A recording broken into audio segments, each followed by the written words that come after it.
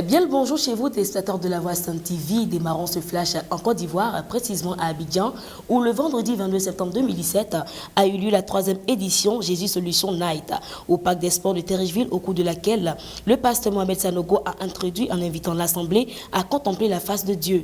À sa suite, le pasteur Liliane Sanogo a pris la parole en invitant le peuple de Dieu à comprendre que le bénéfice de Dieu doit être le but majeur de la foi chrétienne.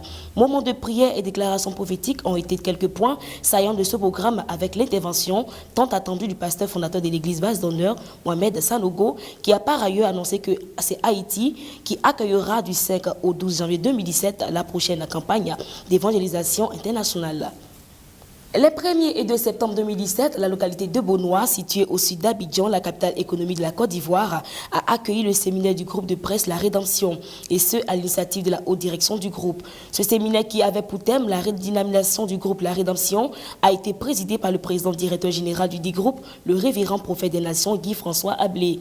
Ce séminaire fait suite à la réorganisation de l'entreprise, aux nouveaux défis qui s'imposent à elle et aux nouvelles orientations fixées en vue du repositionnement du groupe dans le concert des médias internationaux. Les travaux ont débuté le vendredi à 11 h par une cérémonie d'ouverture. En économie, le secrétariat exécutif du comité de concertation entre l'État et le secteur privé organise la 6e édition de sa tribune d'échange dénommée Tunis Times, jeudi 28 septembre 2017 à Abidjan Plateau. Principal invité, M. Adama Kone, ministre de l'économie et des finances, président du comité technique de concertation. Cette rencontre sera l'occasion pour le ministre de mettre en relief les principales réformes économiques, financières et monétaires initiées par l'État et les chantiers qui conduisent pour le dynamisme de notre économie dans sa trajectoire vers l'émergence. Dimanche 24 septembre 2017, la Côte d'Ivoire a signé à l'occasion de l'Assemblée générale des Nations Unies le traité sur l'interdiction des armes nucléaires. Le ministre ivoirien des Affaires étrangères, Marcel Amontano, a pris part à la cérémonie de signature du dit traité qui élimine complètement les armes nucléaires. Ce traité rend désormais illégale la possession d'armes nucléaires, seule arme de destruction massive, à ne pas être jusque-là régie par un instrument international. En sport, réuni à Accra le samedi 24 septembre 2017, le comité exécutif de la Confédération africaine de football a pris plusieurs décisions, dont la tenue des symposiums sur le football féminin africain prévu dans le premier trimestre 2018 au Maroc. À cet effet, une nouvelle commission composée de 6 femmes aurait été mise sur pied pour la réussite de l'événement. Outre cette décision, le dit comité a profité de cette réunion pour divulguer les noms des prochains organisateurs de la CAN 2019 des moins de 23 ans et celui de la CAN de 2019. À l'international, Angela Merkel obtient son 4e mandat à la tête de l'Allemagne. Son parti, le bloc conservateur CDU-SU, est arrivé en tête des élections législatives dimanche 24 septembre 2017 avec 33% des voix. La chancelière sortante devance tout de même largement Martin Schulz et les sociaux-démocrates de la SPD qui affichent 20,5% des suffrages. Le plus mauvais résultat de tous les temps.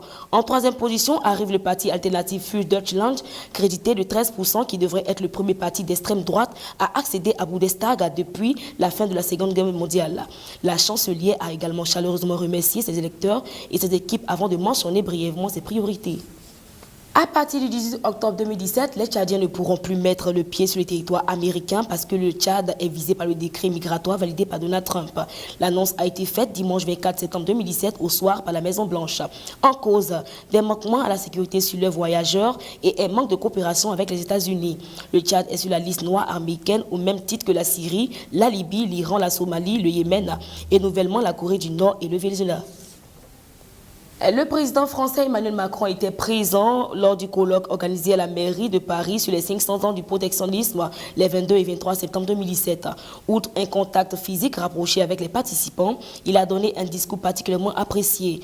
Votre indépendance religieuse est faite au nom d'une certaine vision de la foi, celle qui croit au texte de la Bible et au dialogue intense avec Dieu.